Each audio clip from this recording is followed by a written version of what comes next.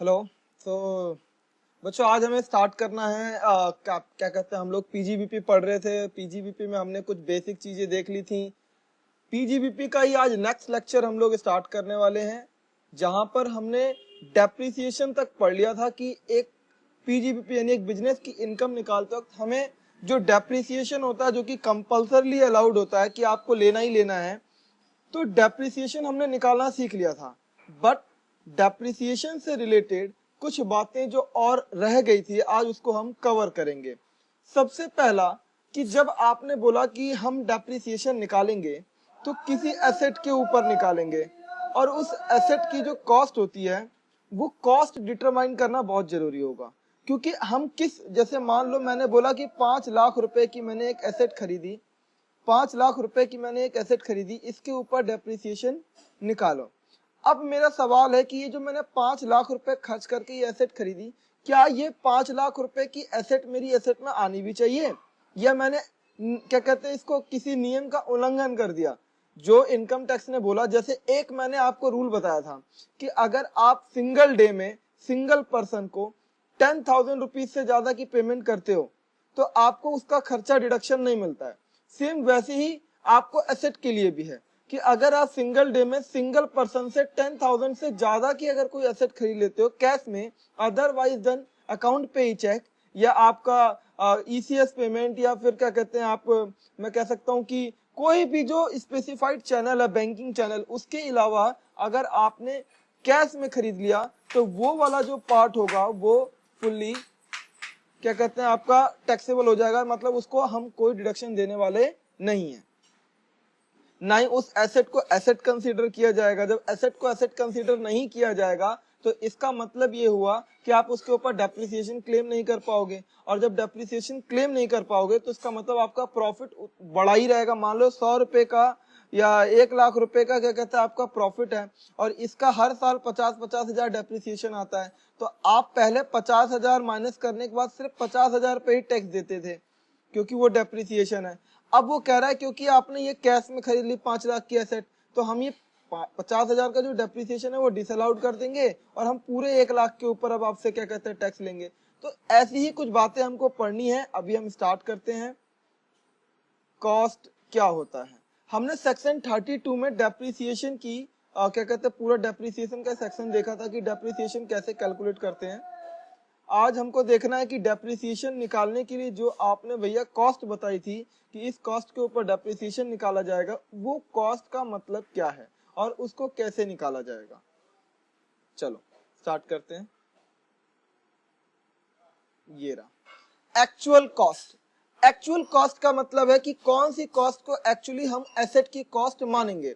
The expression actual cost means the actual cost of the asset to the assessee, यानी कि SSC जब बता रहा है कि मेरी ये कॉस्ट है जिसके ऊपर मैं डेप्रिसिएशन लेना चाहता हूं, तो उसकी एक्चुअल कॉस्ट क्या होगी। कह रहा है the expression actual cost means the actual cost of the assessee of the asset to the assessee as reduced by that portion of cost thereof if any has been met directly or indirectly by any person or authority।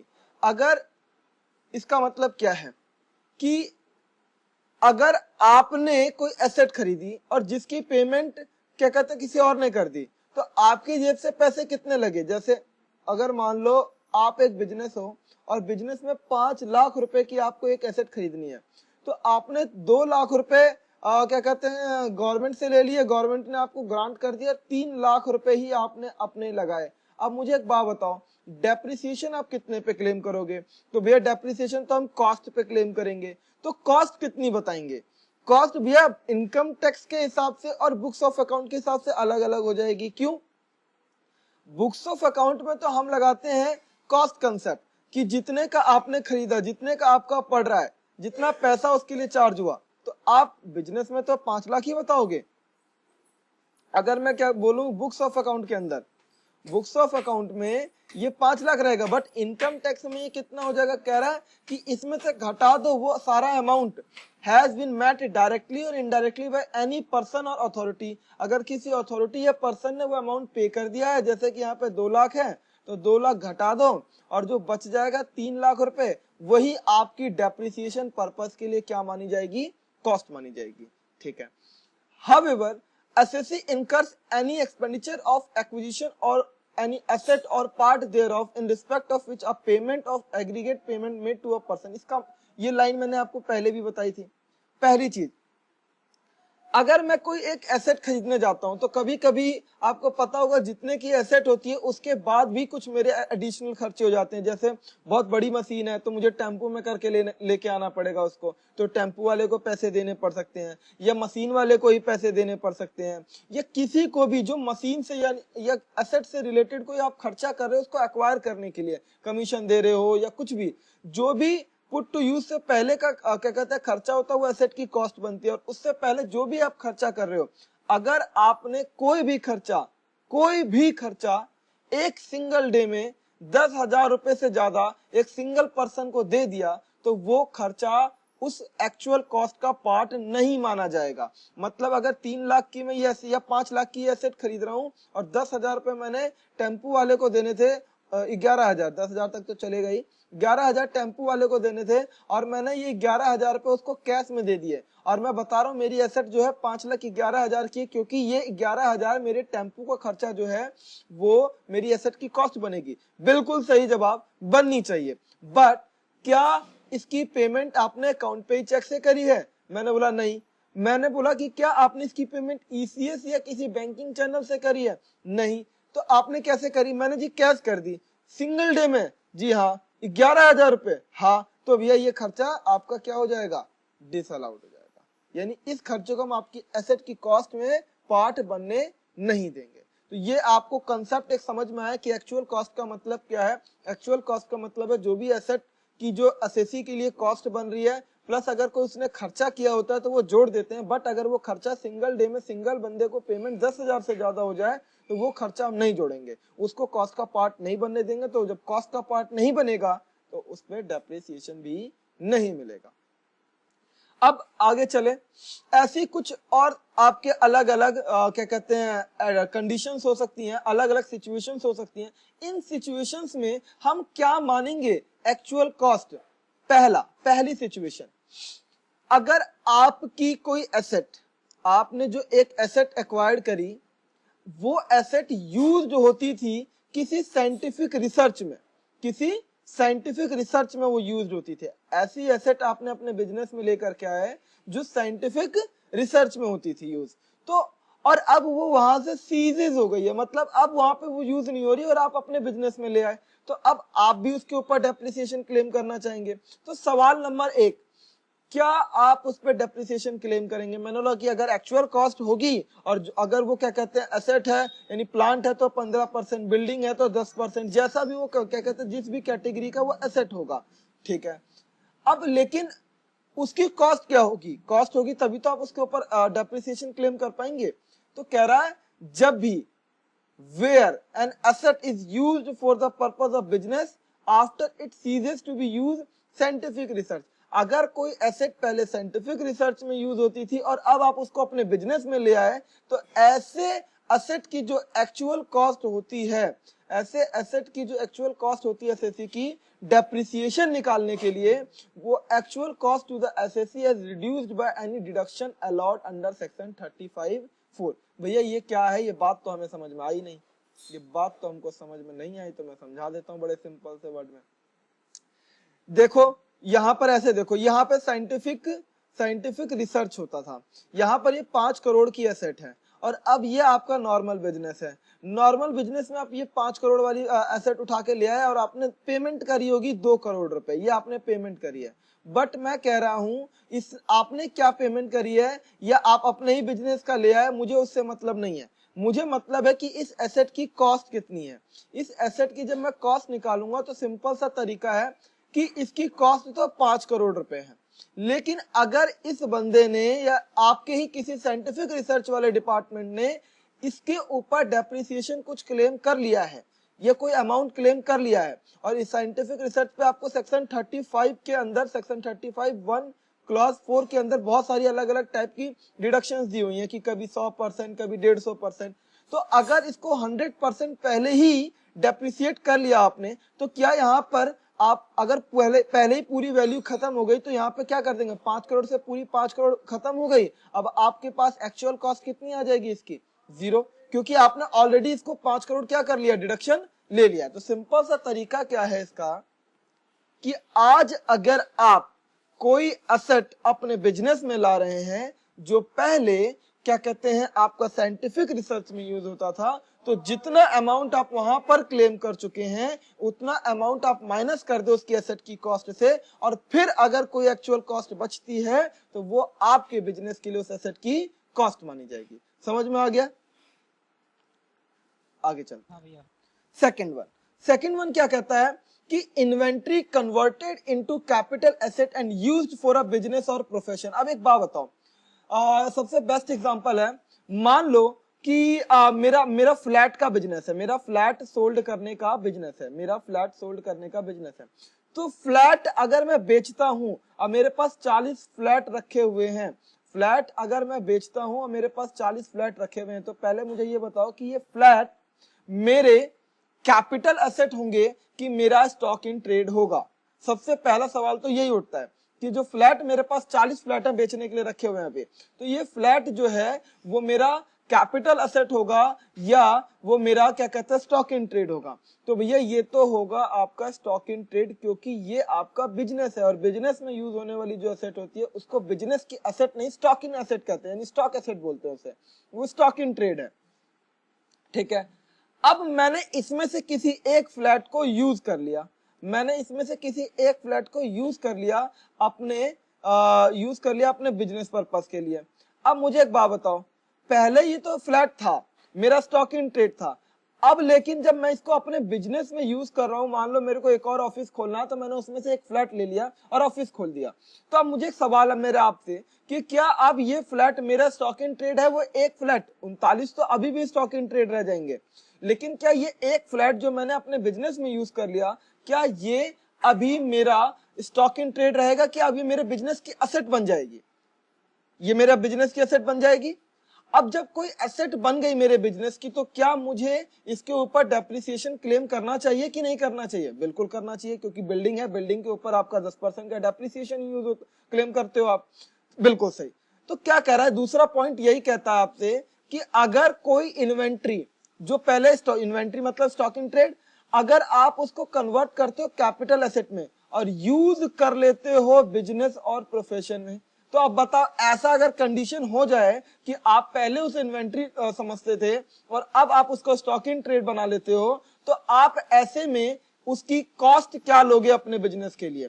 तो अब जरा सोचो, इसके लिए जो ये stock in trade का business था, इसके लिए पर फ्लैट ऐसे करूं, पर फ्लैट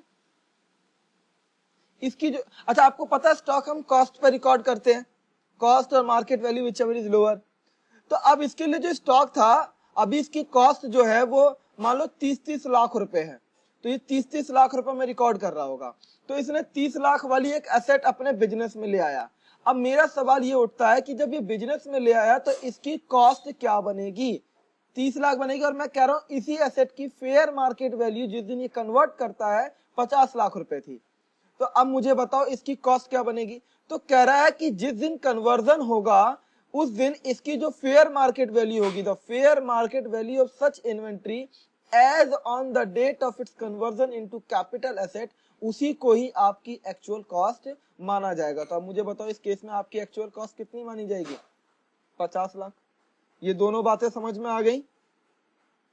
पहला पॉइंट था कि आपने किसी साइंटिफिक रिसर्च वाले एसेट्स को अपने बिजनेस में ले आए तो उसकी कॉस्ट बनेगी, जितना भी एक्चुअल में कॉस्ट था उसमें से जितना आपने ऑलरेडी डिडक्शन ले लिया माइनस कर लो डेप्रिसिएशन का।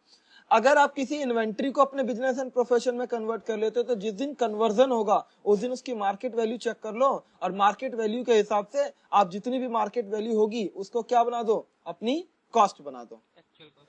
चलो, ये दो बातें समझ में आ गई। तीसरी बात, अब मान लो आपको एसेट गिफ्ट और इनहेरिटेंस में भी तो मिल सकता है। बिल्कुल मिल सकता है। अगर कोई एसेट गिफ्ट या इनहेरिटेंस में मिलता है तो जो कॉस्ट होती है प्रीवियस ऑनर की माइनस का जितना उसने डेप्रिसिएशन क्लेम किया हुआ है उसको लेने के बाद हम आपको मिल जाएगा। मतलब क्या कह रहा है, मान लो मेरे फादर हैं, उनके पास कोई एसेट पड़ी हुई है 5 लाख रुपए की, और ये इन्होंने खरीदी थी, और इन्होंने अपने ब्लॉक के अंदर इसका ब्लॉक डेप्रिसिएशन जो चार्ज किया था वो 2 लाख रुपए चार्ज किया था, और आज इनकी जो इनके ब्लॉक में दिख रही है वो एसेट कितने की दिख रही है, 3 लाख रुपए की दिख रही है। अब मेरे पापा ने ये मेरे बिजनेस में क्या कर दिया, ए के बिजनेस में इसको क्या कर दिया, गिफ्ट के रूप में या इनहेरिटेंस के रूप में दे दिया। ठीक है, अब जो ये एसेट मिली मुझे, तो अब मेरे बिजनेस के लिए इसकी कॉस्ट क्या होगी, तो भैया इसकी कॉस्ट होगी cost of the previous owner. तो प्रीवियस ऑनर की कॉस्ट कितनी थी, 5 लाख रुपए, है ना, cost of previous owner. Previous owner की जो कॉस्ट थी वो कितनी थी, 5 लाख, माइनस अगर कोई डेप्रिसिएशन उन्होंने ऑलरेडी क्या करा हुआ है, अलॉट किया हुआ है। चलो, तो उन्होंने ऑलरेडी कितना डेप्रिसिएशन माइनस किया हुआ है, 2 लाख। तो अब आपके लिए इसकी कॉस्ट कितनी बन जाएगी, 3 लाख रुपए। समझ में आई बात? चलो आगे चलते हैं। सिंपल सा कंसेप्ट था ये कि अगर आपके गिफ्ट या इनहेरिटेंस में मिलती है तो पुराने वाले बंदे की कॉस्ट ले लो, उसमें से माइनस कर दो, क्या कहते हैं, जितना उन्होंने डेप्रिसिएशन क्लेम किया हुआ। लेकिन फर्दर अगर कोई खर्चा आपको इनकर्ड होता है, जैसे कि freight, installation of such asset would be includable to the cost. अब ये 3 लाख रुपए जब लग गया मेरा, उसके बाद मुझे वो, क्योंकि पापा ने अपने बिजनेस से दी होगी, अपने घर से दी होगी, तो अब मैं क्या करूंगा, इसको अपने बिजनेस में लाऊंगा, तो मुझे इंस्टॉल कराना पड़ेगा दोबारा से, मुझे फ्रेट देना पड़ेगा दोबारा से।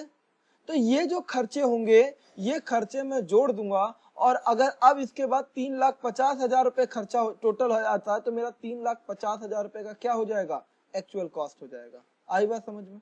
यानी कि इतनी की तो कॉस्ट मेरी पड़ गई, प्लस जो भी मैं यूज करने से पहले, इंस्टॉल करने से पहले खर्चा करता हूँ, मेरी कॉस्ट का पार्ट बनना चाहिए। तो ये मैंने 50,000 रुपए खर्चे किए, तो ये 50,000 3 लाख में जुड़ जाएगा, तो 3,50,000 मेरी क्या बन जाएगी, एक्चुअल कॉस्ट मानी जाएगी। यहां तक की बात समझ में आ गई? चलो भैया 3 पॉइंट समझ में आ गए। चौथा पॉइंट कहता है सेकंड हैंड एसेट। आप कभी कभी सेकंड हैंड एसेट भी खरीद लेते हो, है ना, पुरानी एसेट मार्केट से जाके खरीद लेते हो। Where before the date of its acquisition by the assessee, जिस दिन एसएससी किसी एसेट को खरीद रहा है, अगर वो asset at any time used by any other person, अगर किसी और पर्सन ने उसको यूज किया हुआ है अपने बिजनेस या प्रोफेशन के अंदर, अगर किसी बंदे ने कोई एसेट पुरानी खरीदी और वो एसेट पहले से, जाहिर सी बात है पुरानी का मतलब ही यही होता है कि उसको किसी और ने पहले क्या किया होगा, यूज किया होगा। यूज कहां पे किया है, तो अपने बिजनेस एंड प्रोफेशन में। तो जो अब मेरा असेसिंग ऑफिसर होगा इनकम टैक्स का, जो मेरे को क्या कहते हैं, मेरे जुरिडिक्शन में आएगा, जो मुझको देख रहा होगा, जो मेरी गतिविधियों पर नजर रखता होगा, the assessing officer is satisfied the main purpose of the transfer of the asset directly or indirectly to the assessee was the reduction of liability of income tax directly or indirectly to the assessee by claiming depreciation with reference to enhanced cost. The actual cost to the assessee shall be taken. ये line आपके लिए important है, ऊपर वाली तो मैं ऐसे ही समझा दूंगा आपको, उसमें कुछ भी नहीं है। क्या करा, the actual cost to the assessee shall be taken to the such amount which the assessing officer may with the previous approval of joint commissioner determine करेगा। क्या कह दिया इसने, may with the previous approval of joint commissioner। अच्छा, आपको एक चीज पता है, जैसे मैं समझाता हूं, मिस्टर ए है और ये मिस्टर बी है, समझना जरा ध्यान से कंसेप्ट को। मिस्टर बी ना लॉस सफरिंग कंपनी है, लॉस सफरिंग कंपनी है, ठीक है, और मिस्टर ए प्रॉफिटेबल कंपनी है, प्रॉफिटेबल कंपनी है।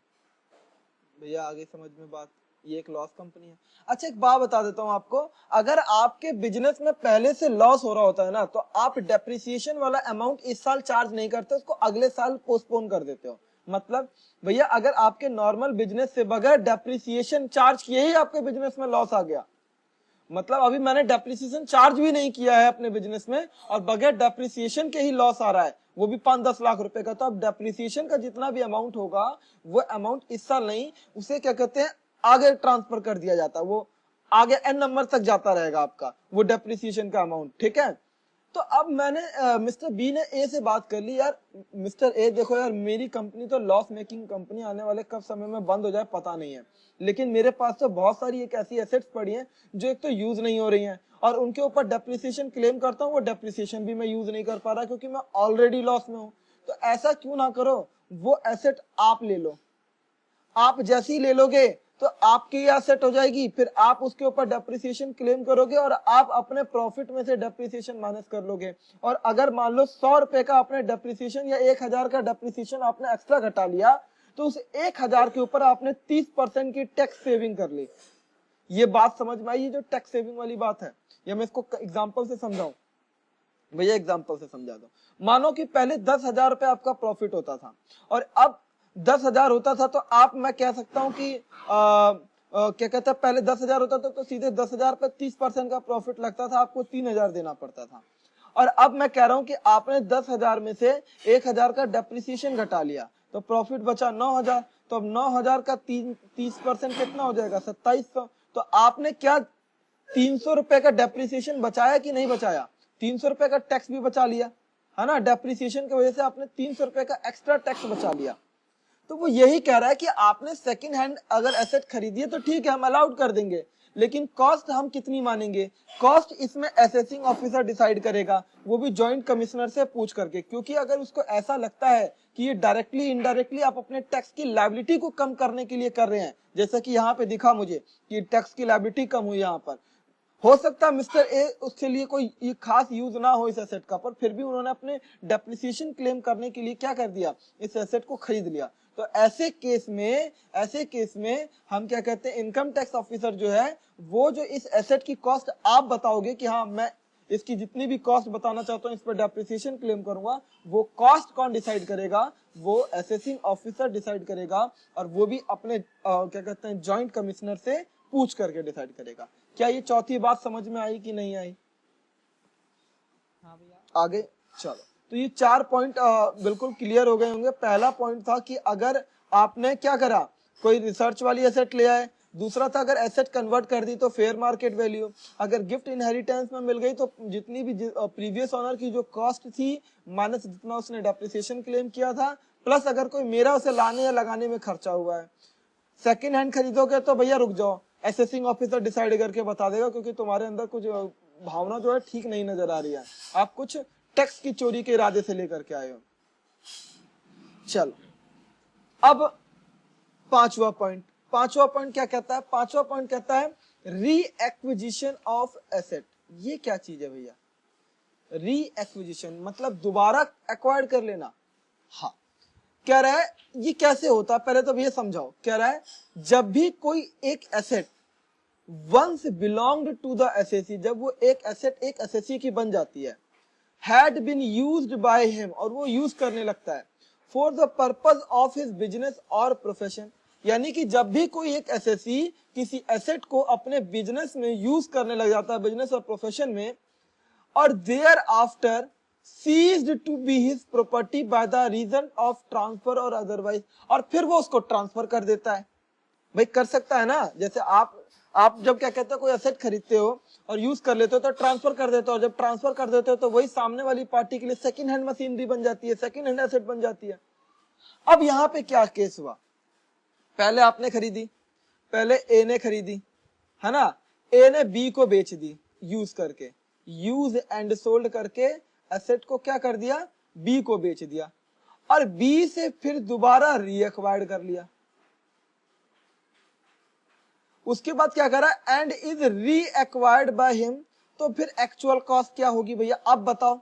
भाई इसने 1,000 की खरीदी थी, ठीक है, इसने इसमें 300 रुपए तक का डेप्रिसिएशन क्लेम कर लिया था, तो सामने वाली पार्टी का सेकंड हैंड होगा। मान लो इनकम टैक्स ऑफिसर कह रहा है सब कुछ ठीक ठीक है, तो प्रीवियस ओनर माइनस का जितना डेप्रिसिएशन उसने सॉरी जितने, अगर इनकम टैक्स ऑफिसर को कोई वो नहीं है, अगर ऑब्जेक्शन नहीं है, तो जितने में आपने बेची, तो यानी अगर आपने बेच दी इसको 800 में तो 800 ही माना जाएगा इसकी कॉस्ट। अब जब आपने दोबारा रीएक्वायर्ड कर ली तब क्या होगा, the actual cost of the first acquired, मतलब जब आपने, अब देखो रीएक्वायर्ड में मैं निकालने जा रहा हूं रीएक्वायर्ड की कॉस्ट, तो भैया रीएक्वायर्ड की कॉस्ट कैसे निकलेगी, कॉस्ट निकलेगी जब आपने फर्स्टली एक्वायर्ड करा था, फर्स्ट एक्वायर्ड कॉस्ट यानी कि वो कितनी थी, 1000 रुपए थी ना, 1000 में एक्वायर्ड करी थी आपने, minus depreciation allowable to the assessee if the asset was only the asset in the relevant block of asset और the actual price for which the asset is required by him whichever is less. इसका मतलब क्या है, इसका मतलब ये है कि पहले तो आप इसकी जो कॉस्ट निकालो, कैसे निकालोगे कि जब आपने पहले खरीदी थी तो उसमें से डेप्रिसिएशन माइनस कर दो जितना भी एसएससी का आया, as if the asset was only asset in the relevant block of asset, जैसे कि वो एक अकेला ही एसेट रहा था। अच्छा आपको मैं बता दूं, आपको ये बात भी मालूम है कि ब्लॉक हमने पिछली क्लास में पढ़ा और हमने देखा कि ब्लॉक के अंदर जितनी भी नई नई एसेट्स आती हैं सारी जुड़ती चली जाती हैं, है ना, नई एसेट आ गई वो जुड़ जाएगी, फिर उसका अगले साल क्लोजिंग बैलेंस डब्ल्यूडीबी बचता है, फिर वो अगले साल जाके और नई एसेट आती है वो भी जुड़ जाती है, ठीक है। और नहीं अगर समझिए तो अभी हम समझेंगे क्योंकि ये वाला पार्ट हमारा अभी छूट भी रहा है, हमें इसके ऊपर एक फॉर्मेटिंग करनी है, क्वेश्चन तो मैंने करा ही दिए इसके। तो कह रहा है कि इसको मानो सिंगल एसेट, कि आपके पास एक ही ब्लॉक का एसेट है जिसमें एक ही एसेट है, ठीक है, तो सिंगल एसेट है इसके पास, और इसमें माइनस करो ब्लॉक के हिसाब से डेप्रिसिएशन ईयर बाय ईयर, और जितनी भी इसकी कॉस्ट निकल करके आएगी, मान लो इसकी कॉस्ट निकल करके आ गई 500 रुपए, आज की डब्ल्यूडीबी निकल के आ गई इसकी 500 रुपए, तो और जो आपने एक्चुअल प्राइस खरीदा इसको, एक मिनट, हाँ मैं क्या कह रहा था, मैं ये कह रहा था कि अगर आपको इसे मानो पहले कि सिंगल ब्लॉक की एसेट है, इसमें से जितना डेप्रिसिएशन ईयर बाय ईयर बनता है वो माइनस करो, और आज अगर इसकी डब्ल्यूडीबी 500 है और आपने इसको एक्चुअली जब दोबारा खरीदा तो 600 में खरीद लिया, तो इन दोनों में से जो भी लोअर होगा, लोअर जो भी होगा, देखो लोअर वाली लाइन कहां लिखी है भैया, लोअर वाली लाइन यहां लिखी है, विच एवर इज लेस, यानी एक्चुअल प्राइस जो रीएक्वायर्ड के लिए दे रहे हो और जब आपने फर्स्टली एक्वायर्ड किया था माइनस का, उसमें से जितना भी डेप्रिसिएशन अलाउएबल है एसएससी को, ऐसे जैसे कि वो एसेट सिंगल ब्लॉक की थी, तो जितना भी वैल्यू आएगा वही आपका री एक्विजिशन ऑफ एसेट की कॉस्ट मानी जाएगी। अब मेरा सवाल, क्या आपको इस पॉइंट में कोई दिक्कत है तो प्लीज कमेंट में मुझे बताएं, अदरवाइज आप मुझे बता सकते हैं, मैं इसका क्या कहते हैं जरूर रिप्लाई करूंगा।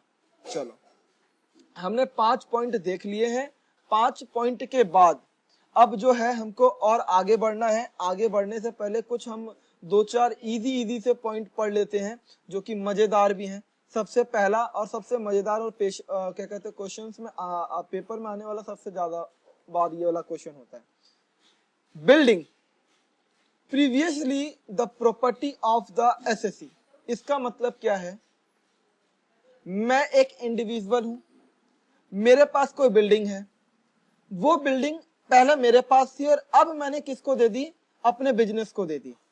तो पहले तो वो बिल्डिंग मेरी थी और अब वो बिल्डिंग किसकी हो गई, बिजनेस की हो गई। तो कह रहा where a building which was previously the property of the assessee, यानी पहले वो एसएससी की प्रॉपर्टी थी, is brought to into use for the purpose of the business or profession.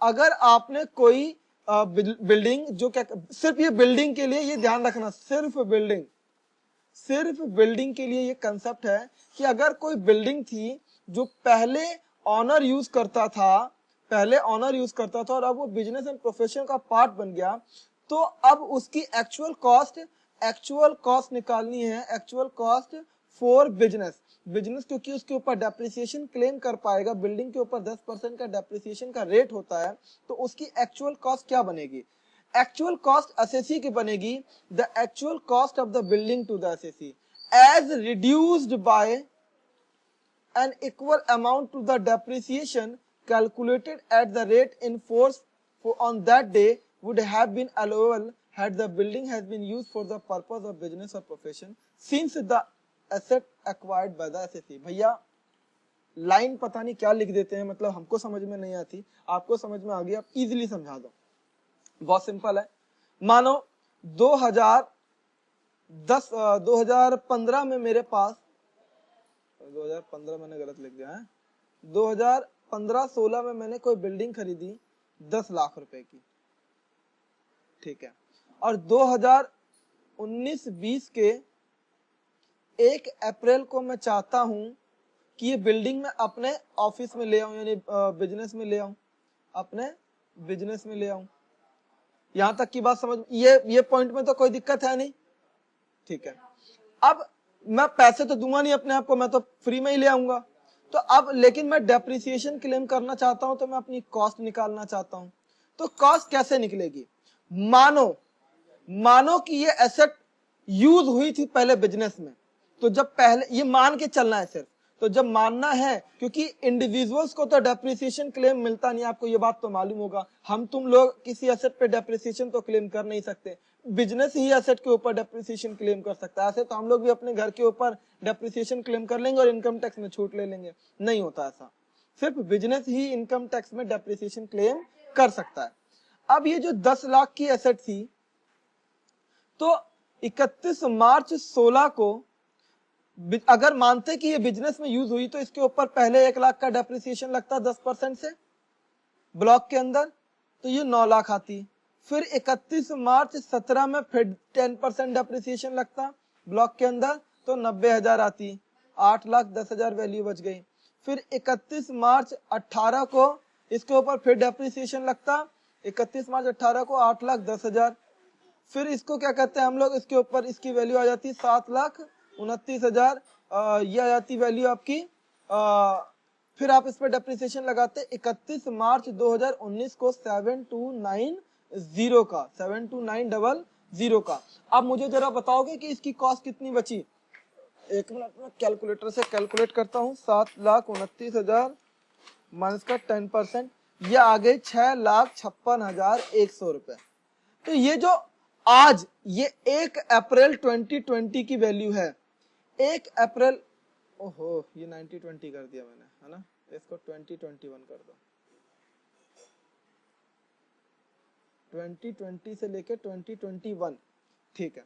तो आज जो भी इसकी वैल्यू है वो कितनी आ जाएगी? 6,56,100 आ जाएगी। अगर आप 1 अप्रैल 19 में एक्वायर्ड करते तो 7,29,000 आती, अगर आप एक्वायर्ड करते उसे 1 अप्रैल 2018 में तो 8,10,000 आती। इसका मतलब क्या है? ये सिर्फ आपको रफली कैलकुलेट करना है, ये किसी को ये डेप्रिसिएशन मिल नहीं रहा है, ये डेप्रिसिएशन किसी को भी नहीं मिलेगा, ये किसी को भी नहीं मिलेगा, ये लैप्स हो गया डेप्रिसिएशन। और जो इसके बाद बचा, डेप्रिसिएशन के बाद जो कॉस्ट बची, अब वो कॉस्ट आपके बिजनेस की कॉस्ट मानी जाएगी। क्या ये पॉइंट समझ में आया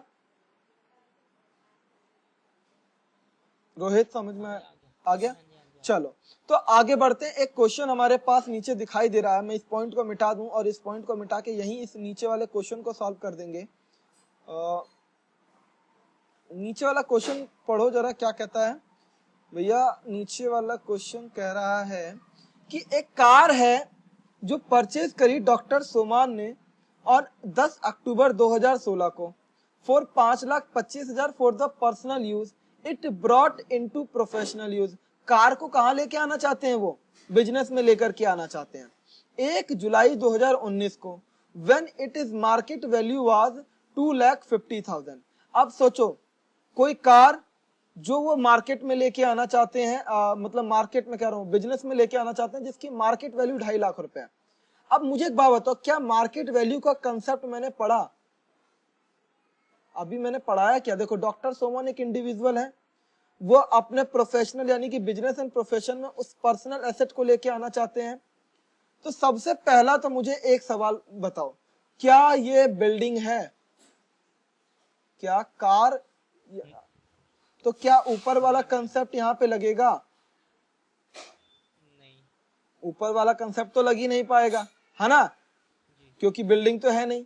अच्छा, बिल्डिंग के अलावा अगर कोई दूसरी एसेट अगर हम लेके आ जाते हैं अपने पर्सनल पर्पस की, तो बड़ा सिंपल सा कंसेप्ट है, जितने में भी ऑनर ने खरीदा, जितने में भी ऑनर ने खरीदा, वही उसकी कॉस्ट मानी जाएगी।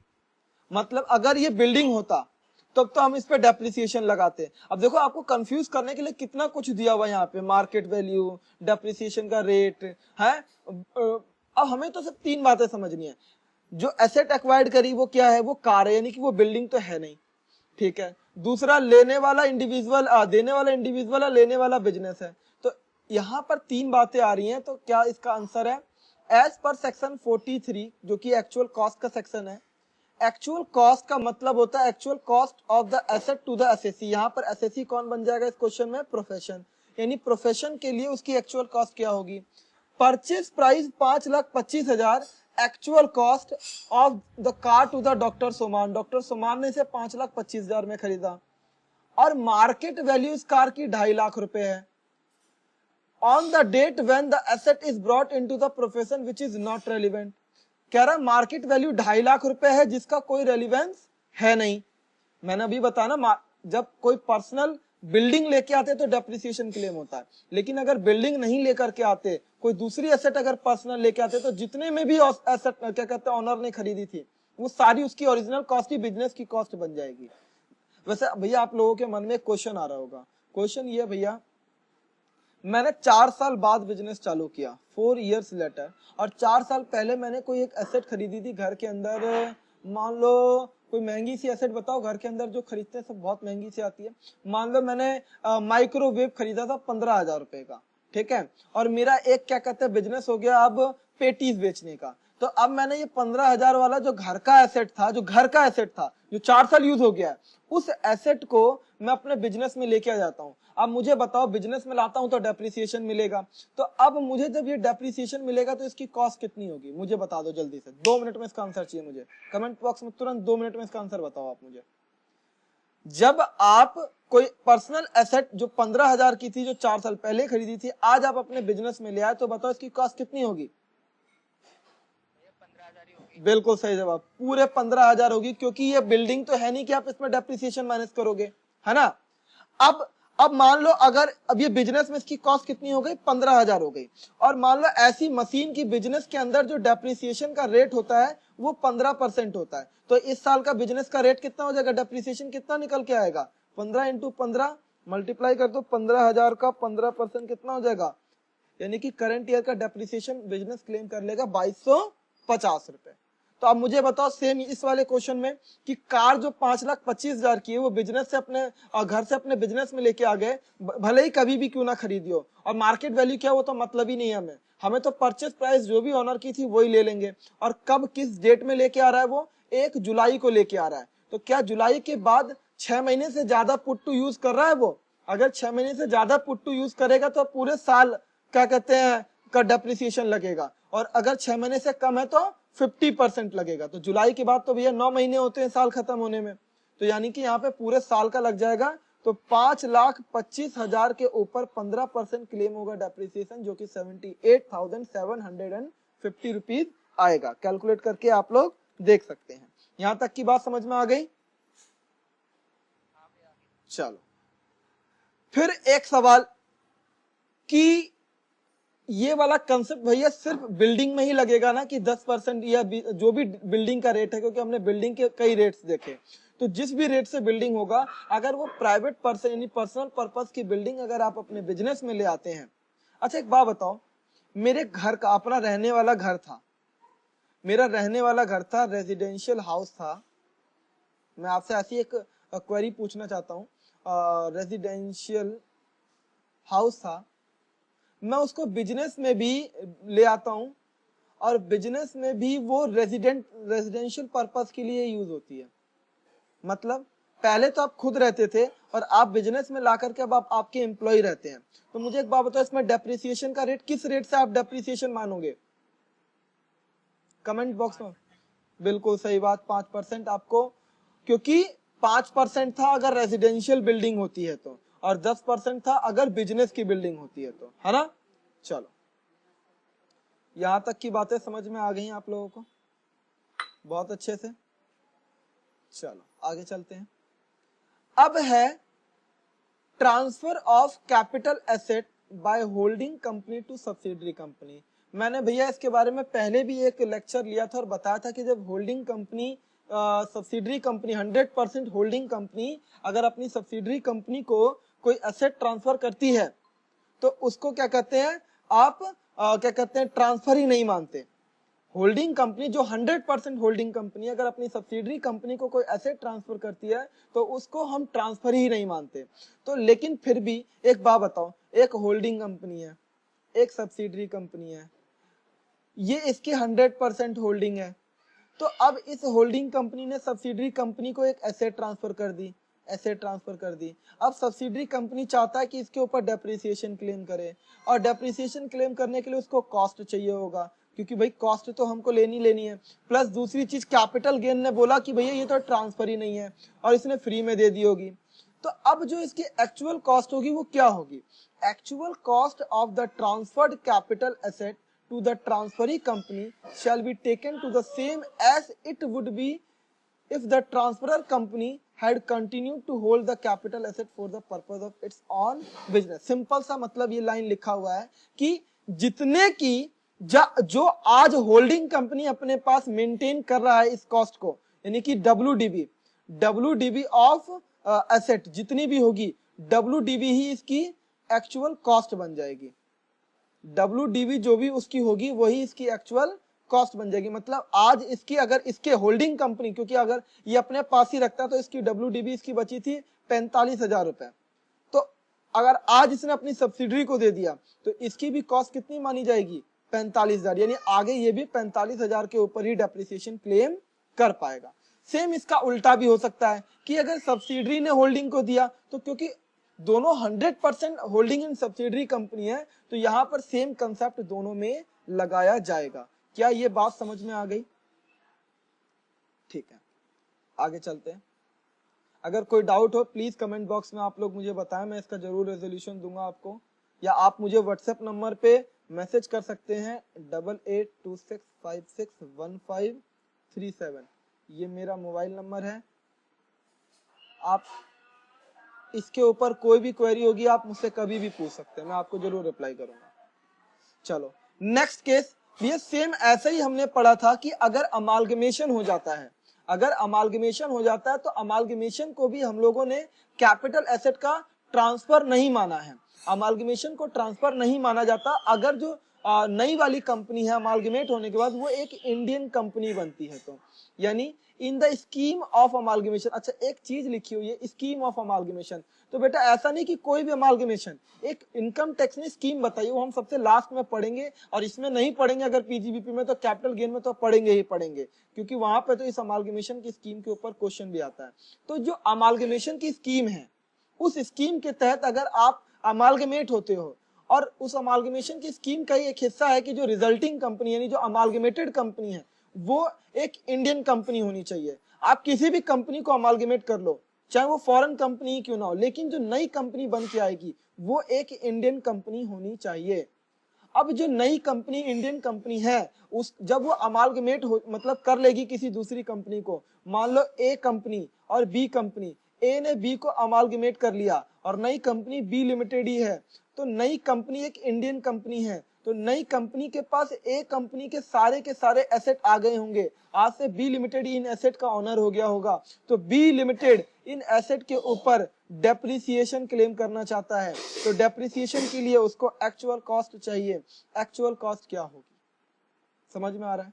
तो एक्चुअल कॉस्ट होगी capital asset of the amalgamated company will be taken at the same amount at it would have been taken in the case of amalgamating company had continued to hold the purpose of its own business। भैया same जैसे ऊपर वाला था, यानी कि माना जाएगा जैसे कि अमालगमेटिंग कंपनी ने अमालगमेशन किया ही नहीं, यानी कि अगर ए इस बिजनेस को कंटिन्यू रखता तो उसके लिए जो उसकी WDB होगी, यानी WDB of A becomes the cost of actual asset, cost of actual asset of the B.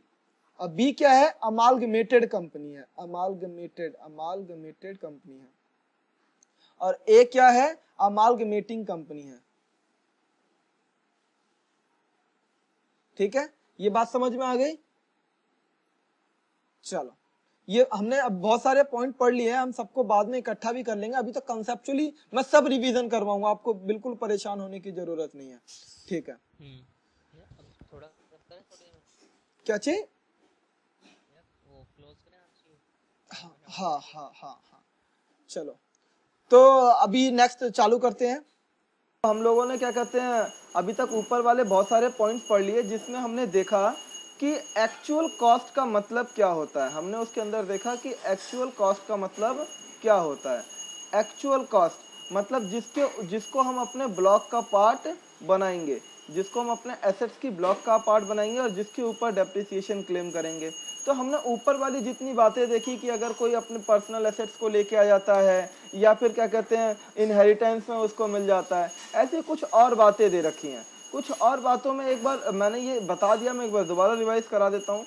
अगर अमालगमेशन होता है तो अमालगमेशन में क्या होता है, अमालगमेट एक होती है अमालगमेटिंग कंपनी और एक होता है अमालगमेटेड कंपनी। अमालगमेटिंग कंपनी का मतलब होता है वो कंपनी जिसका अमालगमेशन हो रहा है, और अमालगमेटेड मतलब होता है जिसका क्या कहते हैं जिस कंपनी ने अमालगमेट किया है दूसरी कंपनी को।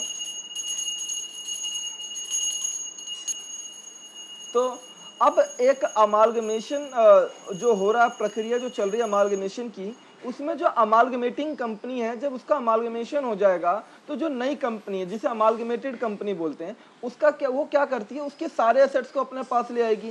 तो जब सारे एसेट्स ले आएगी तो भैया जाहिर सी बात है उसका वो डेप्रिसिएशन भी क्लेम करेगी। और अब जब वो डेप्रिसिएशन क्लेम करना चाहती है तो उसको एक्चुअल कॉस्ट की जरूरत पड़ेगी।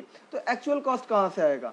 तो एक्चुअल कॉस्ट क्या कह रहा है यहाँ पर कि जब अमालगमेशन स्कीम के तहत होता है, अगर अमालगमेशन स्कीम के तहत होता है तो, और रिजल्टिंग कंपनी जो है वो इंडियन कंपनी होती है, तो जो भी प्रीवियस ऑनर की बुक वैल्यू होगी, यानी जो उस दिन उसकी WDV होगी, वही उसकी नई वाली कंपनी की क्या बन जाएगी, कॉस्ट बन जाएगी। मतलब अगर जो पुरानी कंपनी है, ए कंपनी जो है, अगर उसने एसेट खरीदी थी, उसके ऊपर अब तक जो डेप्रिसिएशन लगाया था वो माइनस करने के बाद जो उसकी आज वैल्यू बच रही है, तो वही आज नई वाली कंपनी के लिए उसकी वैल्यू बन जाएगी। सेम ऐसा ही होगा अगर क्या कहते हैं डीमर्जर होता है। अच्छा, डीमर्जर और अमालगमेशन में आपको फर्क पता है क्या होता है? अमालगमेशन तो भैया समझ में आता है कि एक कंपनी थी ए, एक कंपनी और एक कंपनी थी बी, और अब ये दोनों आपस में जुड़ गई, तो जो न्यू कंपनी है वो या तो ए बी कंपनी हो सकती है, या फिर वो ए लिमिटेड भी हो सकती है, या वो बी लिमिटेड भी हो सकती है। इसको तो बोलते हैं अमालगमेशन। ए बी में विलीन हो जाए, बी ए में विलीन हो जाए, या ए बी आपस में दोनों मर्ज हो जाए, ये तीनों ही केसेस जो होते हैं वो अमालगमेशन के होते हैं। Amalgamation in the nature of purchase, amalgamation in the nature of merger आपने अकाउंटेंसी में पढ़ा होगा। लेकिन डीमर्जर क्या होता है? डीमर्जर का मतलब होता है, मान लो पहले कोई एक कंपनी थी ए लिमिटेड, ए लिमिटेड के दो ब्रांड थे, ये दो उसके यूनिट थे, यूनिट 1, यूनिट 2, मान लो एक और यूनिट था यूनिट 3। अब ए लिमिटेड क्या कर रही है, ए लिमिटेड तो भाई जैसे मेन ग्रुप ऑफ कंपनी हो गई, ए लिमिटेड तो एक ग्रुप ऑफ कंपनी होगी, इसके पास बहुत सारे ग्रुप है कंपनियों के। तो जैसे इसमें कई सारी कंपनियों की मालिक है ये, तो ये जो यूनिट 1 है वो क्या होना चाहती है, वो डीमर्ज होना चाहती है। क्या होना चाहती है? डीमर्ज्ड होना चाहती है। तो अब जो यूनिट 1 है इसको हम बोलेंगे इसको हम बोलेंगे रिजल्टिंग कंपनी। क्या बोलेंगे? रिजल्टिंग कंपनी, यानी कि in the scheme of demerger, इससे अलग होकर के यूनिट 1 एक रिजल्टिंग न्यू कंपनी आ गई। और अब जो क्या कहते हैं यहाँ पर केस बना, डीमर्जर का केस बन गया। तो कह रहा सेम ऐसे ही अगर कोई डीमर्जर होता है तो इन केस ऑफ डीमर्जर अगर कोई कैपिटल एसेट ट्रांसफर होती है बाय द डीमर्ज्ड कंपनी, अब ये ए लिमिटेड जो है ये डीमर्ज्ड कंपनी है, ये स्कीम थी डीमर्जर की। डीमर्जर की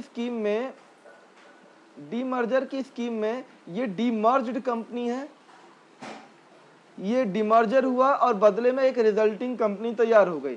तो जब भी in the case of demerger अगर कोई कैपिटल एसेट ट्रांसफर हो रहा है डीमर्ज कंपनी से रिजल्टिंग कंपनी, और जो रिजल्टिंग कंपनी आनी चाहिए वो एक इंडियन कंपनी होनी चाहिए। तो अगर ऐसा हो रहा है तो और ये स्कीम के तहत हो रहा, और ये स्कीम हम कहाँ पढ़ेंगे, ये स्कीम हम पढ़ेंगे क्या कहते हैं आपके कैपिटल गेन वाले चैप्टर के अंदर, कि डीमर्जर की क्या स्कीम है, कैसे कैसे होगा। तो उस स्कीम को अप्रूव किया गया है कि उसे डीमर्जर, वो वाला डीमर्जर बोलेंगे जिसमें ये बेनिफिट्स मिलते हैं उनको। तो अब बेनिफिट क्या है कि जो नई वाली कंपनी है उसके पास जो पुरानी कंपनी से एसेट आएंगे, उस एसेट की जो भी कैपिटल एसेट आएंगे तो उसकी जो वैल्यू होगी वो WDV पे होगी, WDV of the asset in the hands of demerge company. यानी डीमर्ज कंपनी, जो पुरानी कंपनी की WDV थी, उससे ज्यादा आप एक्चुअल कॉस्ट नहीं रख सकते, क्योंकि भाई इसने एक कंपनी है, उसने अपना डिमर्जर कराया, रिजल्टिंग कंपनी तैयार हुई, उसके हाथ में भी कुछ एसेट मिलेंगे, क्योंकि पहले ये तो तीनों का मालिक था। तो एक इसके लिए भी कुछ क्या कहते हैं भाई, बाप अगर 3 बेटे को अलग अलग करता, देखो सीधा से सीधी सी बात है, एक बाप के 3 बेटे थे, बाप से एक बेटा अलग होना चाहता है, तो एक बेटा अलग हो जाए क्या दिक्कत है, लेकिन जब वो अलग होगा तो क्या बाप जिस तीनों बेटे के लिए जो संपत्ति उसने जमा करके रखी है, क्या वो सिर्फ 2 में ही बांटेगा, कि वो जो अलग हो रहा है उसको भी मिलेगी उसमें से कुछ ना कुछ मिलनी तो चाहिए भैया। तो अब अगर उसे मिलेगी तो उसके हिस्से की जो संपत्ति मिलेगी उसको, तो उसको एक एसेट आ जाएगी उसके पास। अब वो उस एसेट का करेगा क्या, तो उस एसेट का वो डेप्रिसिएशन क्लेम करेगा। तो जब वो डेप्रिसिएशन क्लेम करेगा तो वो कॉस्ट पूछेगा कि भैया किस कॉस्ट पे डेप्रिसिएशन लगाना है। तो हमने देखा कि डेप्रिसिएशन लगाते वक्त जब आप डेप्रिसिएशन लगाएंगे तो जो कॉस्ट होगी वो कॉस्ट ए लिमिटेड की जो WDV होती है, ए लिमिटेड के हाथ में जो WDV होगी, ए लिमिटेड की जो WDV है वही क्या कहते हैं आपकी रिजल्टिंग कंपनी की एक्चुअल कॉस्ट बन जाएगी। यस, क्या कह रहे थे आप? कर ली बेटा, मैंने कर ली।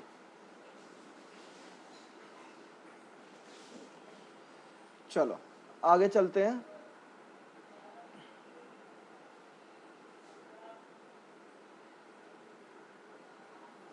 चलो पहले ये वाला देखो। अब आपको कभी कभी सब्सिडी में एसेट मिल जाती है, ऐसा आपने देखा होगा, सरकार के तरफ से आपको सब्सिडी मिलती है और सब्सिडी में आपको एसेट मिल जाती है।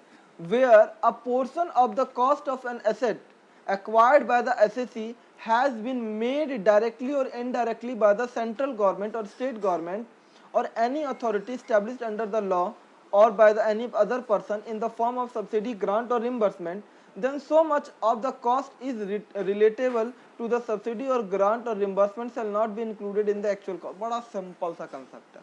सोचो, दो बातें हो सकती हैं इसके अंदर। कौन सी दो बातें हो सकती हैं भैया? पहली कि आपको पूरी की पूरी जो है एसेट ही किस में मिल गई, सब्सिडी में मिल गई। पूरी की पूरी एसेट ही किस में मिल गई, सब्सिडी में मिल गई। और दूसरी कि आपने एसेट परचेज करी 5 लाख रुपए की, इसमें से आपको 1 लाख रुपए की सब्सिडी मिल गई। अब पहले वाले केस में जब हम इसकी एक्चुअल कॉस्ट बनाएंगे तो इसकी एक्चुअल कॉस्ट हो जाएगी निल और इसकी एक्चुअल कॉस्ट हो जाएगी 4 लाख रुपए। वो कह रहा है जितना अमाउंट सब्सिडी में मिलता है वो सारा का सारा अमाउंट जो है आप क्या करोगे, अपनी कॉस्ट से घटा देना, एक्चुअल कॉस्ट में से सब्सिडी वाला अमाउंट घटा देना, क्योंकि सब्सिडी जो है आपकी एक्चुअल कॉस्ट बनी ही नहीं, तो आप उस पर डेप्रिसिएशन कैसे क्लेम कर सकते हो? यार पैसे भी आप सरकार से ले लो 1 लाख रुपए, फिर उस 1 लाख के ऊपर 15% अलग से आप डेप्रिसिएशन भी क्लेम कर लो, ये बात तो सही नहीं है ना। तो जितना पैसा आपने लगाया 4 लाख रुपए, आपको डेप्रिसिएशन भी उतने का ही मिलेगा। अच्छा, आपको पता है डेप्रिसिएशन क्यों लगाते हैं? भाई आप डेप्रिसिएशन इसलिए लगाते हो क्योंकि ये जो 4 लाख रुपए आपने एक बार में अपने जेब से लगाए हैं, आपको पता ही आपका खर्चा है और ये खर्चा पीएनएल में एक बार में आपको अलाउड नहीं होगा, तो इसलिए आप इसको पहले एसेट बनाते हो और इसका थोड़ा थोड़ा पार्ट जो है हर साल डेप्रिसिएशन लगाते हो, क्योंकि ये मशीन जो है ये 1 साल का खर्चा नहीं होता, ये कई सालों तक चलती है। दैट्स वाई हम डेप्रिसिएशन कंसेप्ट को इंट्रोड्यूस करते हैं यहाँ पर। तो अब अगर कोई कॉस्ट आपका बना ही नहीं पार्ट, तो आप उसका डिडक्शन कैसे ले सकते हो?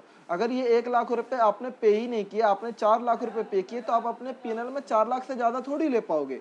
समझो ना कंसेप्ट को। इसी वजह से यहाँ पर अगर कोई सब्सिडी मिल जाती है तो उसको आपको क्या करना होता है, माइनस करना होता है। ये बात समझ में आ गई? चलो आगे चलते हैं।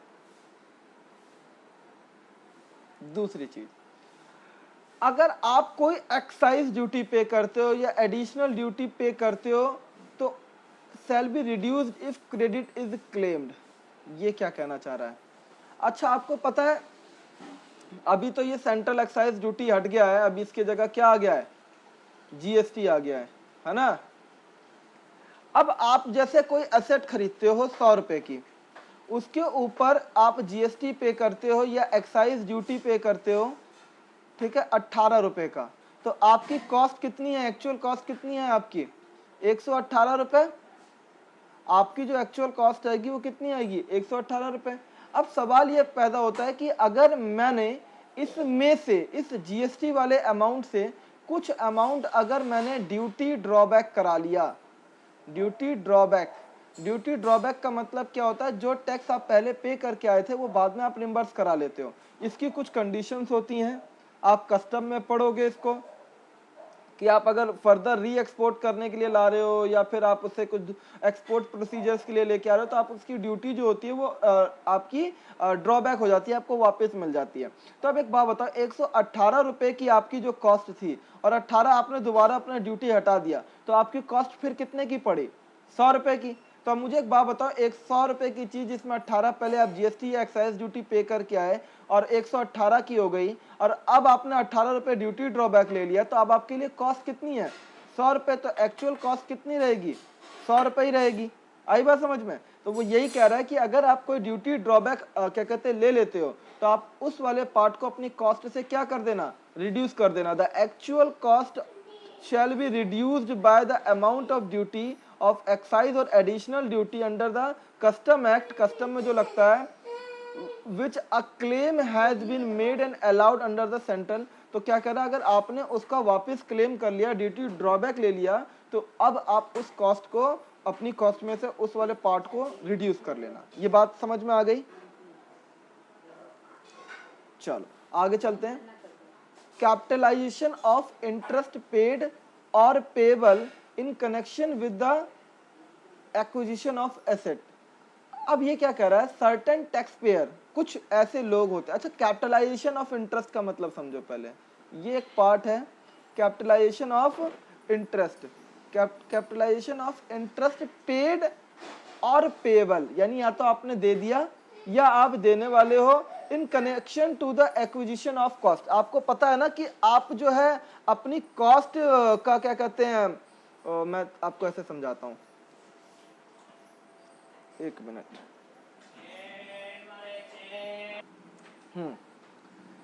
कैपिटलाइजेशन का मतलब क्या होता है? सोचो, आपने एक एसेट खरीदी 100 रुपए की। आपको मैंने पिछली क्लास में भी बताया था कि एक कंसेप्ट होता है पुट टू यूज, और पुट टू यूज जब तक नहीं होता तो उससे पीछे का आप सारा का सारा खर्चा expense before put to use आप क्या कर देते हो? कैपिटलाइज कर देते हो, है ना? जैसे मैंने आपको बताया था कि जब तक मशीन आप यूज नहीं करते, अगर आपने कोई उसको इंस्टॉलेशन चार्जेस दिया, फ्रेट चार्जेस दिया, इंटरेस्ट का भी मैंने पार्ट बताया था। इनफैक्ट मैंने आपको स्टार्टिंग में ही बताया था कि एक क्वेश्चन हम करेंगे, आपने करा भी होगा 11th क्लास में, कि एक इंटरेस्ट था एक क्वेश्चन के अंदर जो 3 अलग अलग पीरियड का इंटरेस्ट दे रखा था 11th क्लास में, और वो मशीन तीसरे साल के पहले से चालू हो रही थी। तो ये वाला दोनों इंटरेस्ट का जो अमाउंट था वो आपने कॉस्ट में जोड़ दिया था, और ये वाला जो अमाउंट होता है वो आप पीएनएल में माइनस करते हो, क्योंकि ये पुट टू यूज से पहले का ब्याज है। तो ये वाला पार्ट आप क्या कर देते हो? कैपिटलाइज कर देते हो। जब तक आप मशीन यूज में नहीं लाते उसके ऊपर जितना खर्चा होता है वो उसकी कैपिटल में जुड़ती चली जाती है। अब ये कंसेप्ट वही है कि कैपिटलाइजेशन ऑफ इंटरेस्ट, अगर आपने इंटरेस्ट का कैपिटलाइजेशन किया पेड या payable in connection with acquisition of the asset, अगर एसेट खरीद रहे हो उस पर इंटरेस्ट आ रहा है, पेड कर रहे हो या आपको देना है या आप दे चुके हो, तो certain tax payer with a view to obtain the more tax benefit and reduce the tax outflow resorted to the method of capitalizing interest paid or payable in connection with acquisition of an asset related to the period after such asset is first put to use। ये क्या कर रहा है? कुछ लोग क्या करते हैं, कुछ लोग इंटरेस्ट जो होता है पुट टू यूज के बाद का भी जो इंटरेस्ट होता है उसको भी ये लोग क्या कर देते हैं? कैपिटलाइज कर देते हैं, जबकि सिस्टम के हिसाब से होना क्या चाहिए, जितना इंटरेस्ट आपका पहले यानी कि पुट टू यूज से पहले का है सिर्फ वही वाला पार्ट आपका कैपिटलाइज होना चाहिए। लेकिन क्योंकि जितना ज्यादा आप कैपिटलाइज करोगे उतना ही ज्यादा आपकी कॉस्ट बढ़ेगी, और जितनी कॉस्ट बढ़ेगी उतना ज्यादा आपको डेप्रिसिएशन मिलेगा। तो वो यही कह रहा है कि आप क्या कुछ टैक्स पेयर क्या करते हैं, ज्यादा बेनिफिट लेने के लिए, टैक्स कम करने के लिए वो क्या करते हैं, इंटरेस्ट वाले पार्ट को क्या कर देते हैं, कॉस्ट में जोड़ देते हैं। The capitalisation implies inclusion of such interest in the actual cost, वो एक्चुअल कॉस्ट में जोड़ देते हैं for the purpose of claiming depreciation. Investment allowance, अब ये इन्वेस्टमेंट अलाउंस किया है, ये हम पढ़ेंगे सेक्शन 35 तो हमको समझ में आएगा। तो डेप्रिसिएशन क्लेम करने के लिए, इन्वेस्टमेंट अलाउंस लेने के लिए इनकम टैक्स के अंदर वो क्या करते हैं, इस कॉस्ट को ही मतलब जो interest after put to use है उसको भी क्या कर देते हैं वो लोग कॉस्ट में जोड़ देते हैं। This was never for the legislative intent nor was it accordance with the recognized accounting practices। कह रहा है ये तो लॉ में भी नहीं है और अकाउंट्स में भी आप ऐसा नहीं करते हो। इनफैक्ट आप अकाउंटेंसी में भी जो पुट टू यूज के बाद का इंटरेस्ट होता है वो आप क्या करते हो, उस पुट टू यूज के बाद का जो इंटरेस्ट होता है आप उसको पीएनएल में चार्ज करते हो, और जो पुट टू यूज से पहले का इंटरेस्ट होता है आप उसको क्या करते हो, कैपिटल का पार्ट बना देते हो। तो आप क्या करोगे, अब निष्कर्ष निकाले, कंक्लूजन क्या है, कंक्लूजन ये है कि any amount paid or payable as an interest in connection with the acquisition of asset relatable to the period after put to use, अगर आफ्टर पुट टू यूज का है तो उसको इंक्लूड नहीं किया जाएगा, और shall be deemed to have never been included in the actual cost, उसको कभी भी आप एक्चुअल कॉस्ट का पार्ट नहीं बनाओगे। देखो ये पता है, मैं आपको एक चीज बताता हूं, आप करते भी नहीं ऐसा, ये तो इन्होंने लिख दिया तो आपको अब लग रहा है कि ये क्यों लिख दिया, क्या है, ऐसा क्यों बता रहे हैं हमको, आप खुद समझदार हो। मुझे एक बात बताओ, आप एक बच्चे की तरह सोचो, सब्सिडी अगर आपको मिल गई तो क्या आप उसको एसेट की पार्ट बनाओगे, यार आपको खुद पता है अगर मैंने पैसे लगाए उसमें से कुछ पैसा वापस आ गया, मुझे देना ही नहीं पड़ा, तो मैं उस पर डेप्रिसिएशन कैसे क्लेम कर सकता हूं। मैंने एक्साइज ड्यूटी दी, चलो ठीक है वो मेरी कॉस्ट का पार्ट है, मैं उसको जोड़ूंगा, लेकिन अगर मैंने उसका ड्यूटी ड्रॉबैक ले लिया तो मैं उसके ऊपर डेप्रिसिएशन कैसे क्लेम कर सकता हूं। ऐसी यहाँ पे अगर मैंने कोई इंटरेस्ट है वो मुझे जोड़ना चाहिए, कैपिटल का पार्ट बनाना चाहिए, जाहिर सी बात है जब तक मैं उसे पुट टू यूज ना कर लूं। लेकिन अगर मैं एक बार पुट टू यूज कर लूंगा तो यार उसके बाद तो आप, क्योंकि यार एसेट आपने खरीदी होगी 10 साल के लिए, तो 10 साल का जो ब्याज होगा, आप क्या 10 साल का ब्याज आप कैपिटल में जोड़ते चले जाओगे। अरे भैया जब तक पुट टू यूज नहीं किए थे जब तक जोड़ लिया, आप जिस साल से पुट टू यूज कर लियो उसके अगले साल का जो इंटरेस्ट है वो आपका रेवेन्यू नेचर का खर्चा है, उसको आप अपने पीएनएल में चार्ज करो, और जो आपने एक्यूमुलेट कर लिया कैपिटल एसेट आप उसके ऊपर डेप्रिसिएशन लो। अब कह रहे हैं कुछ लोग जानबूझ के ऐसा करते हैं टैक्स बेनिफिट लेने के लिए, तो भाई हम मना कर रहे हैं ना, हम नहीं देंगे, हम लिख के दे रहे हैं। कल को कोई बात हो जाती, देखो लिखा क्यों जाता है, कोई चीज लिखा इसलिए जाता है कि कल को कोई बात हो जाए इनकम टैक्स में, अगर क्या कहता है कोई बंदा लड़ जाए, कहाँ लिखा है जी आपने, कहा कैसे बता रहे हो कि नहीं यूज हो सकता, तो जो रुक जाओ, आप जाओ, आप क्या कहते हैं पढ़ करके आओ हमारी इनकम टैक्स की किताब, वहां पर हमने लिख के भी दिया ये बात कि कोई ब्याज अगर है तो वो सिर्फ पुट टू यूज से पहले का दे सकते हो, आप कैपिटलाइज कर सकते हो, उसके बाद का कैपिटलाइज नहीं कर सकते। ये बात समझ में आ गई। चलो, तो आज हमने जो है अपना पूरा का पूरा जो है क्या क्या पार्ट जो है हमारी एक्चुअल कॉस्ट का पार्ट बनेगा वो खत्म कर लिया नहीं है, अभी थोड़े 2-4 पॉइंट्स और हैं, वो एक बार और देख लेते हैं उसको, 2-4 पॉइंट्स रह गए हैं। पहला कह रहा हूं, ये तो है 14th point, asset is acquired outside India by an assessee being a non-resident and such asset is brought by him to India। क्या कह रहा है, उस एसेट को पहले उस एसएससी ने बाहर खरीदा आउटसाइड इंडिया में, उसके बाद उसको वो क्या करता है, और जब वो वहां पे खरीदा तो वो एज ए नॉन रेजिडेंट खरीदा, ठीक है, और such asset is brought by him to in India, फिर उसे इंडिया ले आया। तो कह रहा अगर कभी कोई ऐसा एसेट जो बाहर खरीदा था एज अ नॉन रेजिडेंट और उसको इंडिया लेके आ जाते हो for the purpose of business and profession, जाहिर सी बात है बिजनेस एंड प्रोफेशन ही लेके आओगे, यहाँ तक की लाइन वो रिपीट कर दी इन्होंने। कह रहा कोई एसेट बाहर खरीदी थी नॉन रेजिडेंट बन करके, अब इंडिया लेके आ रहे हो, बिजनेस में लगाओगे, तो बताओ इसकी एक्चुअल कॉस्ट क्या होगी। तो एक्चुअल कॉस्ट होगी उस एसएससी की, the actual cost of the SSC as reduced by the amount equal to the amount of depreciation calculated at the rate would be allowable had the asset has been used in India for the said purpose? Simple सी बात है यार, बच्चे जैसा सवाल है। 4 साल पहले मैंने कोई एसेट खरीदी बाहर, 4 साल पहले मैंने उसे एज एन एनआरआई यानी नॉन रेजिडेंट एनआर बन करके उसकी मैंने एसेट खरीद ली। अब मैं इंडिया में लेकर के आ रहा हूँ, अब इंडिया में लेके आ रहा हूँ और मैं इंडिया में उसकी एक्चुअल कॉस्ट निकालना चाहता हूँ। बताओ कैसे निकालूंगा? तुम बताओ, अगर तुम इस सेक्शन को नहीं भी पढ़ते तो तुम क्या करते? मैं तो कह रहा हूँ इस क्लॉज को नहीं पढ़ते तो तुम क्या करते?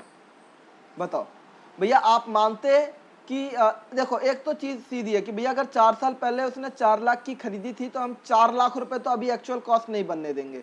ये बात तो लाजमी है कि हम 4 लाख तो नहीं बनने देंगे, क्योंकि ये 4 साल यूज हो चुकी है वहां पे किसी बिजनेस में। तो आप क्या करो भैया, आप इसके ऊपर नॉशनल डेप्रिसिएशन चार्ज कर दो। मानो कि ये एसेट इंडिया में खरीदी थी 4 साल पहले, 4 साल इंडिया में यूज हुई है बिजनेस में, तो 4 साल इंडिया में जो यूज हुई है उतना अमाउंट का डेप्रिसिएशन निकाल लो, उसको माइनस कर दो और उसके बाद जो आपकी कॉस्ट बचेगी वही आपकी एक्चुअल कॉस्ट बन जाएगी। कोई दिक्कत? बड़े सिंपल सिंपल से पॉइंट है, बहुत सिंपल सिंपल से पॉइंट है, आपको ऐसे ही याद हो जाएगा। चलो अब ये क्या कह रहा है, ये समझ में आया ना पिछला वाला पॉइंट? चलो अब क्या कह रहा है कि अगर कोई कैपिटल एसेट है एक्वायर्ड करी थी आपने एक स्कीम ऑफ कॉर्पोरेटाइजेशन, तो इसके अंदर क्या होगा, अगर कोई एसेट आप एक्वायर्ड कर रहे हो, कैपिटल एसेट खरीद रहे हो, एक स्कीम है corporatisation for recognised stock exchange in India approved by the SEBI, तो एक्चुअल कॉस्ट जो होगी shall be deemed to the amount which would been regarded as the actual cost there be no such corporatisation. मतलब आप ऐसा मान लेना कि उसका हुआ ही नहीं था कॉर्पोरेटाइजेशन, तो बगैर कॉर्पोरेटाइजेशन के अगर उसकी कोई एक्चुअल कॉस्ट थी तो वही कॉस्ट आपकी कॉस्ट हो जाएगी। आई बात समझ में? तो कोई बदलाव नहीं होगा। ये सिंपल सा कंसेप्ट है, इसमें जो इंपॉर्टेंट कंसेप्ट है वो ऊपर है, इससे रिलेटेड जल्दी क्वेश्चंस नहीं आते, बट आपको मालूम होना चाहिए कि अगर कभी आ जाए तो आप कैसे करोगे। चलो 16th point, capital asset on which deduction is allowable under section 35 AD। तो 35 AD क्या होता है मैं आपको बताता हूँ। आप अभी इनकम टैक्स में 35 AD पढ़ोगे, 35 AD में आपको डिडक्शंस मिल जाती है 100% तक की, ठीक है। तो क्या कह रहा है, provide actual cost of any capital asset on which deduction is allowed और allowable the assessee under section 35 AD। अगर उसको 35 AD में कोई डिडक्शन मिल गई है तो यार एक बात बताओ, आप वहां पे भी डिडक्शन ले लोगे और आप यहाँ पे भी डिडक्शन क्या कहते हैं डेप्रिसिएशन क्लेम करोगे। एक एसेट के ऊपर आप ऑलरेडी डेप्रिसिएशन ले चुके हो और मतलब डिडक्शन ले चुके हो और आप दोबारा डेप्रिसिएशन क्लेम करना चाहते हो नहीं। अगर आपने 100 रुपए की वैल्यू थी और आपने वहां 35 AD के अंदर उसके 100 रुपए की डिडक्शन लेके पीएनएल में चार्ज कर दिया, तो अब यार अगर देखा जाए तो इसकी WDV नील बच रही है। तो ऐसी नील वाली चीज को अगर अब आप बिजनेस में लेके आ जाओगे तो अच्छा एक बात बताओ, दूसरी चीज, क्योंकि 35 AD में आपने पूरा का पूरा ले लिया तो इसका मतलब क्या उसकी कॉस्ट भी जीरो हो गई या उसकी एक्चुअल जो वैल्यू है वो भी जीरो हो जाएगी क्या? मेरी बात को समझो, सिर्फ डेप्रिसिएशन क्लेम कर लेने से उसकी वैल्यू जीरो थोड़ी हो जाती है। या फिर मैं ये कह रहा हूं कि अगर मान एक मिनट मैं क्या कह रहा हूं समझो कि 35 AD में आपने क्या ले लिया है, वहां पे पहले डिडक्शन ले लिया है। 35 AD में आपने क्या ले लिया है, डिडक्शन ले लिया है।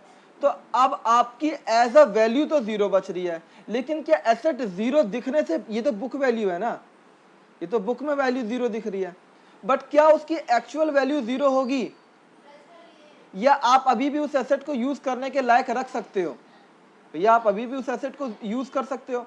तो अगर कोई ऐसी एसेट है जिसकी आपने 35 AD में तो डिडक्शन लेके वैल्यू जीरो कर दी, लेकिन एक्चुअल कॉस्ट तो अभी भी मतलब एक्चुअल अगर मैं बात करूं इन एक्चुअली उसकी वैल्यू अभी भी है, लेकिन अब आप दोबारा उसे बिजनेस में लेके आ जाते हो क्योंकि आप उसे फर्दर यूज कर सकते हो।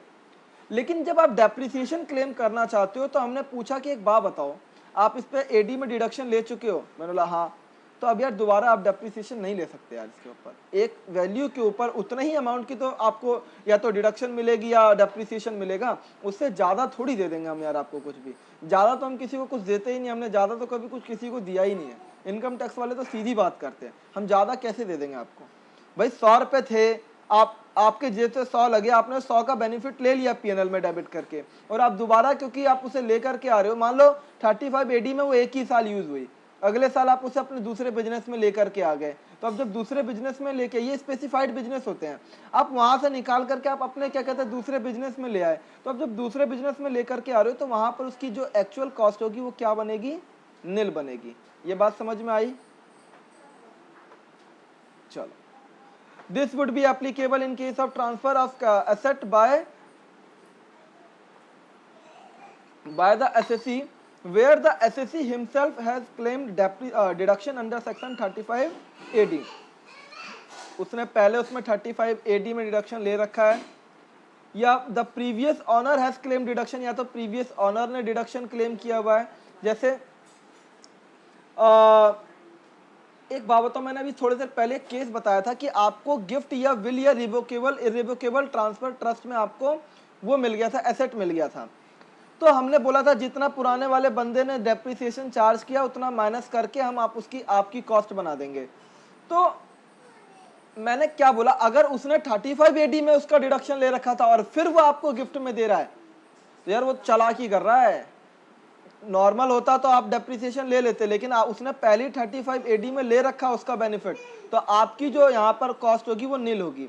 यानी कैसे भी आपको मिले, गिफ्ट में मिले, विल में मिले, डिस्ट्रीब्यूशन हो जाए, कैपिटल एसेट का पार्टीशन में डिस्ट्रीब्यूशन हो जाए, 100 सब्सिडरी वाला केस हो, या क्या कहते हैं आप होल्डिंग से सब्सिडरी हो या सब्सिडरी से होल्डिंग हो, अमालगमेशन के केस में हो या डीमर्जर के केस में हो, या कोई आपका कैपिटल एसेट जो intangible asset by the firm और सक्सेशन में मिल गया हो, सक्सेशन होता है किसी फर्म का कोई दूसरी कंपनी एक्वायर कर लेती है, या किसी क्या कहते हैं प्रोप्राइटरी कंसर्न को एक्वायर कर लिया हो, ये सब पढ़ा हुआ है हमने, या एलएलपी बना लियो आपने, क्या कहते हैं प्राइवेट कंपनी से कन्वर्जन किया हो, प्राइवेट कंपनी और unlisted company to an LLP, इन सब में से कोई से भी बात में हो, अगर प्रीवियस ऑनर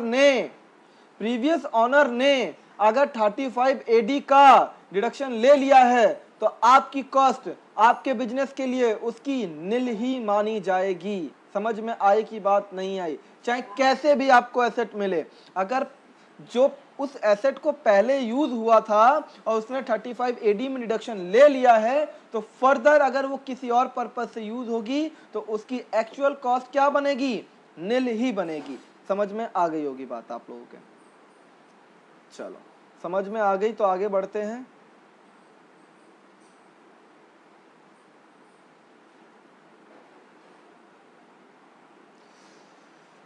हाँ, तो यहां तक की बात समझ में आई है। अभी हमने क्या पढ़ा, हमने पढ़ा कि एक एसेसी जब वो कोई एसेट एक्वायर करता है तो उसको वो अपने एसेट को ब्लॉक का पार्ट बनाता है, ब्लॉक के पार्ट बना करके ब्लॉक का जब पार्ट बनाएगा तो he need some cost which should be added in the part of block. So उस कॉस्ट का मतलब क्या है? There are various situations under which asset is acquired by the assessee, and in the various cases the cost is different. If we studied in the past chapters also in the other sources, और अभी हमने इससे पीछे भी ये सारी चीज़ें discuss करी कि उसको कौन कौन सी सिचुएशंस में दे रिसीव एसेट्स।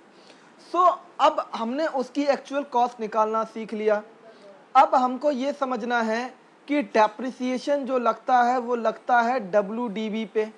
ये सेक्शन 43 सबसेक्शन 6 बताता है कि जब आप डेप्रिसिएशन लगाओगे वो 43(6) पे लगेगा, तो 43(6) जो है वो WDB निकाल के देगा।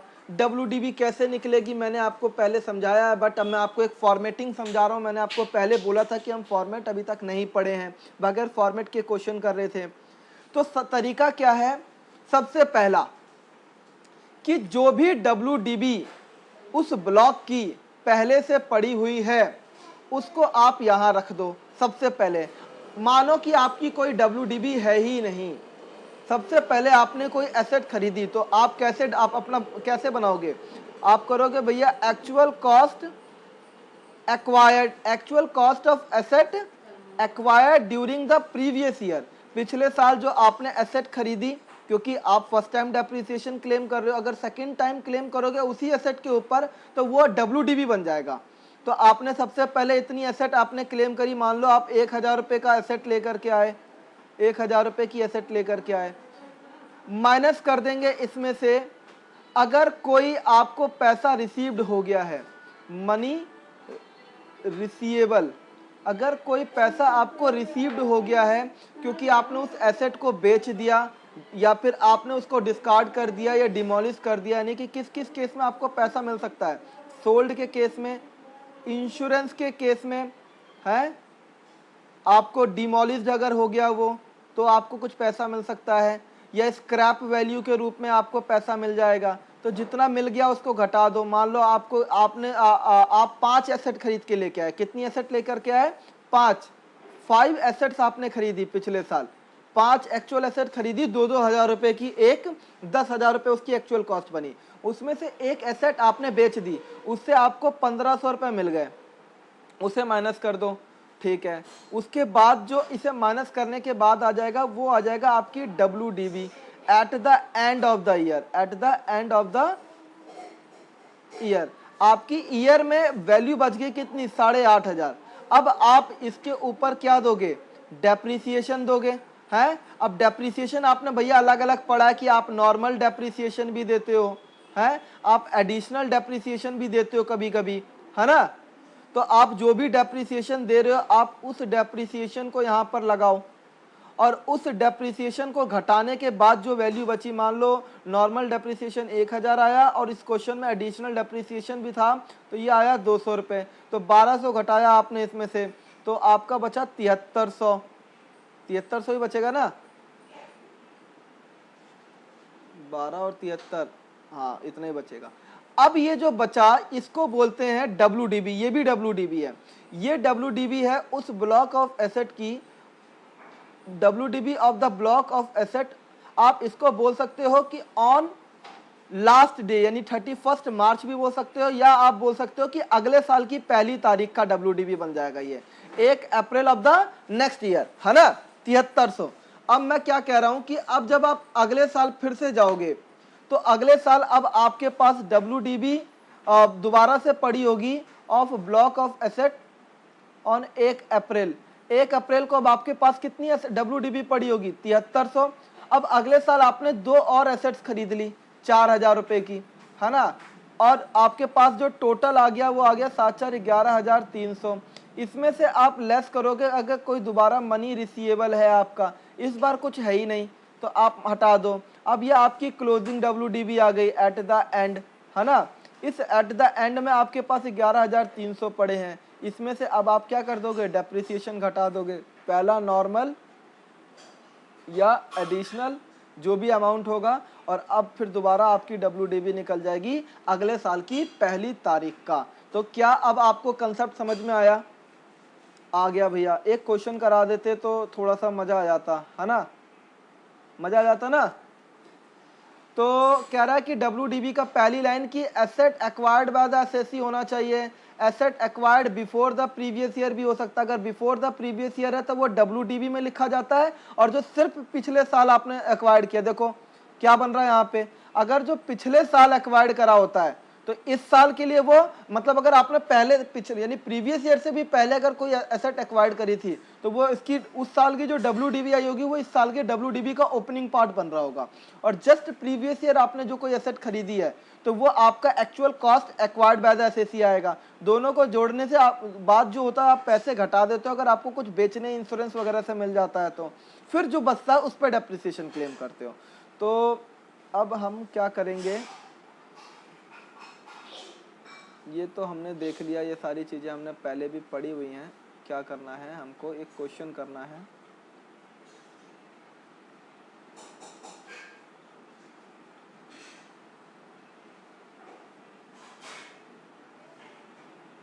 अरे वाह, मज़ेदार क्वेश्चन है,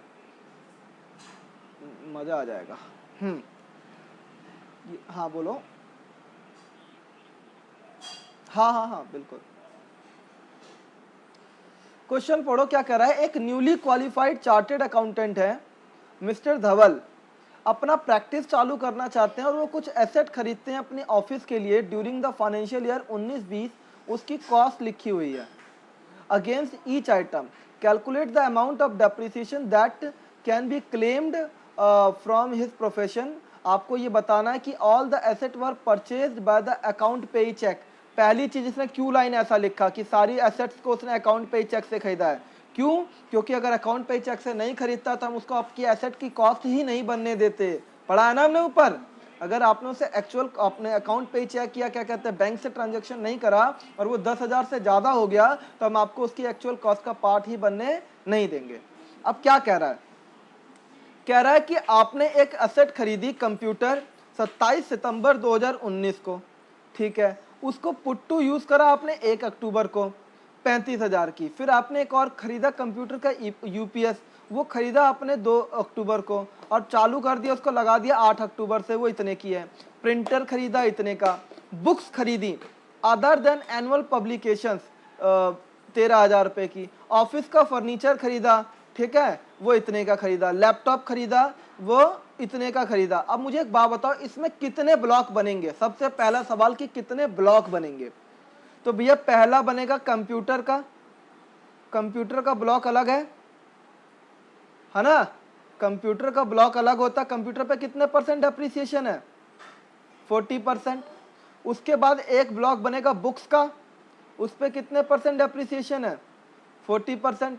एक ब्लॉक बनेगा फर्नीचर का, उस पे कितने परसेंट डेप्रिसिएशन है? 10%। ये रेट्स तो हमने याद कर ही लिए थे। चलो अब हम क्या करते हैं, पहला कैसे करेंगे इसको। आप क्या करते हो, सबसे पहले WDV लिखते हो, WDV ऑन 1 अप्रैल, है ना।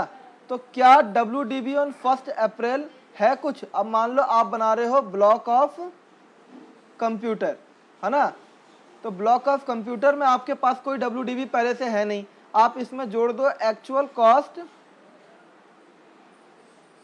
Of owner, actual cost of asset,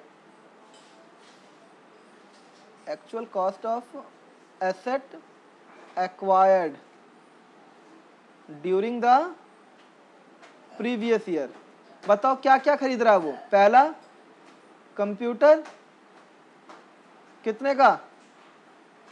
35,000। दूसरा क्या खरीद रहा है? यूपीएस कितने का? 8,500 का। ठीक है, अब मुझे इसको भैया दो पार्ट में अलग अलग करना था। एक ऐसी एसेट जिसको पुट टू यूज 6 महीने से कम किया है और एक ऐसी एसेट जिसको पुट टू यूज 6 महीने से ज्यादा किया हुआ है। तो अब एक बात बताओ, जो 6 महीना कब से चालू होगा आपका? 6 महीना कब से चालू होगा आपका? समझ रहे हो मैं क्या कह रहा हूं? आप लोग समझ रहे हो मैं क्या कहना चाह रहा हूं? मैं कह रहा हूं कि आप जो ब्लॉक ऑफ कंप्यूटर निकाल रहे हो, आपने उसमें कंप्यूटर खरीदा, यूपीएस खरीदा, कंप्यूटर का प्रिंटर खरीद लिया। चलो कंप्यूटर का प्रिंटर खरीद लिया आपने, प्रिंटर खरीद लिया 12,500 रुपये का। और आपने साथ में क्या खरीद लिया? लैपटॉप भी खरीद लिया, लैपटॉप भी खरीद लिया आपने 43,000 का। सबका टोटल करो जरा, कितना आ रहा है? हाँ बेटा 43 लिखा मैंने, लैपटॉप 43 ही लिखा है बेटा मैंने। 35,000 प्लस 8,500, 12,500 प्लस 43,000, तो 99,000 हो गया, है ना। अब इस 99,000 का टोटल 99,000 ही आ जाएगा। आप इसमें से माइनस करते हो कोई मनी रिसीव्ड अगर होता है तो, है ना, जो कि है ही नहीं। तो अगर मनी रिसीव्ड है ही नहीं तो अब आप क्या करोगे, ये आपकी WDV बन जाएगी, है ना। तो WDV of asset at the end of the year 99,000। अब मुझे एक बात बताओ, 99,000 रुपये की जो आपकी एसेट बनी, इस पे डेप्रिसिएशन बनेगा, तो डेप्रिसिएशन निकालो कितना आएगा इसका, बताओ डेप्रिसिएशन कितना आएगा आपका। डेप्रिसिएशन कंप्यूटर बताओ, कंप्यूटर का कितना डेप्रिसिएशन लगेगा? कंप्यूटर का रेट है 40%। बेटा नीचे मत करो, कंप्यूटर का रेट है 40%। अब कंप्यूटर जो 1 अक्टूबर को लगाया उसका पुट टू यूज कितने दिन है? क्या 6 महीने है या 6 महीने से ज्यादा है?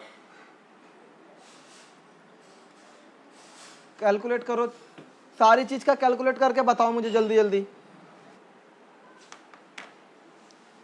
चलो इधर देखो, जो आपने खरीदा कंप्यूटर, सबसे पहला आप डेप्रिसिएशन 2 पार्ट में लगाते हो।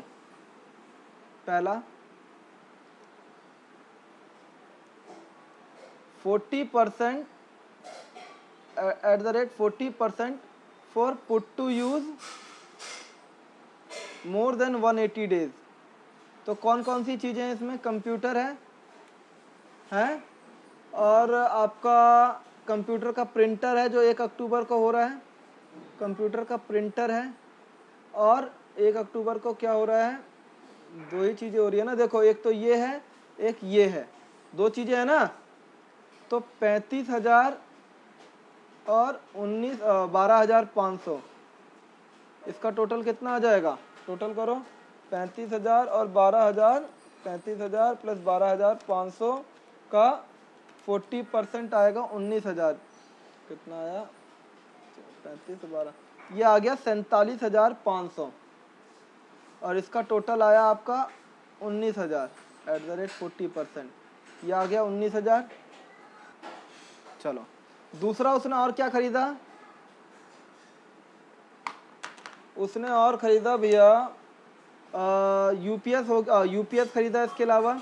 तो अब 20% लगेगा for put to use less than 180 days. तो एक तो इसमें आ जाएगा आपका यूपीएस और दूसरा आ जाएगा आपका इसमें लैपटॉप। तो यूपीएस आ जाएगा 8,500 का और लैपटॉप आ जाएगा आपका 43,000 का। तो इन दोनों को जोड़ोगे तो कितना आएगा? 8,500 और 43,000 आ जाएगा 51,500। इसका 51,500 का आपको 20% 10,300 है ना। ये दोनों आ गया, तो और तो कुछ है नहीं। तो आपका टोटल डेप कितना आ गया? टोटल डेप आ गया आपका 10,300 प्लस का 19,000 आ गया, ये आ गया 29,300। और आप ऐसे मत करो, इसको टोटल डेप अलग से लिख लेना। यहाँ तो आपका क्लोजिंग WDV आ जाएगा, क्लोजिंग WDV ये कितना आ जाएगा? 99,000 में से 29,300 चला गया तो आया 69,700 है ना। चलो भैया ये तो हो गया कंप्यूटर का। फिर हम बनाएंगे ब्लॉक ऑफ बुक्स।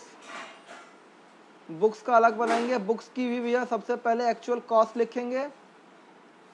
बुक्स की हम एक्चुअल कॉस्ट लिखेंगे। बुक्स की एक्चुअल कॉस्ट कितने की है? बुक्स आपकी है 13,000 रुपये की। 13,000 ही आपका WDV बन जाएगा क्योंकि कोई अलग से कोई चीज़ हो नहीं रही। 13,000 में से अब आप माइनस करोगे डेप्रिसिएशन एट द रेट 40%। अब मुझे बताओ बुक्स कब खरीदी गई हैं? 1 अप्रैल को। तो put to use more than 180 days है ना। तो 13,000 का 40% कितना आएगा? 13 दूनी 26 दूना 5,200 रुपये है ना। तो इसे माइनस कर दो 13,000 में से 5,200 रुपये, तो 7,800। 7,800। उसके बाद जरा इधर आ जाओ, इधर आ जाओगे तो आप आ जाएगा तीसरा क्या चीज खरीदा उसने? Block of furniture. फर्नीचर के ब्लॉक में भी आपकी पहले से कोई WDV तो है नहीं, आपकी एक्चुअल कॉस्ट आएगी। पूरा पूरा लिखना होता है, मैं अभी आपको जल्दी जल्दी करा रहा हूँ। पूरा पूरा लिखना होना। और 3 लाख रुपए की। कितने की? 3 लाख रुपए की। कब खरीदी है ये 1 अप्रैल से चालू है, तो यही इसकी WDV हो जाएगी 3 लाख रुपए। इसमें माइनस करेंगे डेप्रिसिएशन एट द रेट 10%। और पुट टू यूज कितना है? मोर देन 180 डेज। तो 3 लाख रुपए का 10% कितना हो जाएगा? 30,000। 3 लाख में से 30 गया तो 2,70,000 बचा। तो ये हमने डेप्रिसिएशन निकाला। अब टोटल डेप्रिसिएशन की अगर मैं बात करूं, टोटल डेप्रिसिएशन की, तो बुक्स के ऊपर कितना लगा, बुक्स पे लगा 5200, है ना। अगर मैं बात करूं उसके बाद बुक्स के बाद क्या था, आपका कंप्यूटर, कंप्यूटर पे कितना लगा था, कंप्यूटर पे लगा था आपका 23,000, 23 लगा था, कितना लगा था, टोटल कर लो जरा, 19,000 और 10,000, 29,300, 29,300 आपने इसमें कंप्यूटर पे डेप्रिसिएशन लगाया। और आपने फर्नीचर पे जो डेप लगाया वो कितना लगाया, वो लगाया 30,000 रुपए का। ठीक है, अब एक बात बताओ, बुक्स हो या कंप्यूटर हो, ये दोनों कौन से उसमें आते हैं भैया। अगर देखा जाए तो मेन कैटेगरी वाइज हमने पढ़ा था, बुक्स और कंप्यूटर दोनों को ही प्लांट एंड मशीनरी में रखा गया था। पर अगर छोड़ो, वो छोड़ो, मैं कह रहा हूं 40% वाले में कितना टोटल डेप्रिसिएशन लगा, 34,500, और 10% वाले ब्लॉक में कितना लगा, 30,000, है ना। तो ये आपका क्वेश्चन बड़ा सिंपल है। तो ये देखो, जो प्लांट हमने बताया कि प्लांट के अंदर कंप्यूटर भी आता है, बुक्स भी आता है, सॉफ्टवेयर भी आते हैं, सारे चीज़ें आ जाते हैं। तो इसका टोटल 40% का ब्लॉक रेट है, उसमें डेप्रिसिएशन आया 34,500, और फर्नीचर जो 10% वाले के हिसाब से उसका डेप्रिसिएशन आया 30,000 रुपये। ये नीचे इन्होंने कैलकुलेशन करके दिया हुआ है, लेस देन 180 डेज, तो 30,000 20,000 जो भी है। ठीक है, ये मैंने समझा दिया, आपके समझ में आ गया ना। चलो, तो ये वाला क्वेश्चन आप लोगों का होमवर्क है। ठीक है, इस क्वेश्चन को आप लोगों को होमवर्क से करना है। और इस क्वेश्चन को आप लोग स्क्रीनशॉट लेना चाहते हो तो स्क्रीनशॉट ले सकते हो, मैंने स्क्रीन रखा हुआ है, तो अदरवाइज कोई दिक्कत तो नहीं होगी। क्वेश्चन बड़ा सिंपल है, आप कर सकते हो इसे आराम से घर पे। ठीक है, चलो अब मैं एक बार फाइनल क्लोज कर दूं। आज तक हमने जो हमारी ये दूसरी क्लास है, जो दूसरी क्लास हमारी खत्म हो रही है, दूसरी क्लास के एंड तक हमने पीजीवीपी के अंदर वेरियस सेक्शंस को देखा। हमने पीजीवीपी में हमने पहले तो पूरा पढ़ा कि पूरा कंसेप्ट क्या है, हम क्यों पढ़ेंगे पीजीवीपी, उसमें क्या क्या चीज पढ़ेंगे, जिसमें हमने सबसे पहला स्टार्ट किया था डेप्रिसिएशन। और डेप्रिसिएशन के अंदर हमने पढ़ा कि डेप्रिसिएशन जो होता है, बुक वाला जो होता है, बुक्स ऑफ अकाउंट वाला जो डेप्रिसिएशन होता है, वो आप अलाउड नहीं करते, इसलिए उसे एड बैक करते हैं, और इनकम टैक्स वाला डेप्रिसिएशन घटा देते हैं। तो इनकम टैक्स वाला जो डेप्रिसिएशन है वो कैसे निकालना है वो हमने पढ़ लिया। इनकम टैक्स का डेप्रिसिएशन निकालने के लिए आपको क्या क्या टर्म्स चाहिए वो मैंने पढ़ा दिया आपको। कब कब क्या एक्चुअल कॉस्ट होगी वो पढ़ा दिया मैंने आपको। कौन कौन से रेट से डेप्रिसिएशन लगता है वो पढ़ा दिया मैंने आपको। तो आज आपका जो सबसे बड़ा सेक्शन था जो कि डेप्रिसिएशन था वो खत्म हो गया है, और जो सबसे ज्यादा क्वेश्चंस आते हैं पेपर में वो डेप्रिसिएशन से आते हैं, और वो हमने आज खत्म कर लिया है। अब आप लोगों को क्या करना है, मेरा आपने लेक्चर 1 जो है यूट्यूब पे देख लिया है, लेक्चर 2 मैं अभी अपलोड कर दूंगा जैसे ये वीडियोस खत्म होंगी, हमारी क्लास खत्म होगी। अब जो है लेक्चर 3, लेक्चर 4 एंड ऑनवर्ड जितने लेक्चर बनेंगे मैं कोशिश करूंगा कम से कम मैं आपका पूरा पीजीबीपी खत्म करा दूं। लेकिन अभी मैंने बहुत आराम से पढ़ाया, और मैं उम्मीद करता हूं कि आप लोगों को बहुत अच्छे से समझ में भी आया होगा, कोई इसमें दिक्कत तो नहीं हुई होगी आप लोगों को।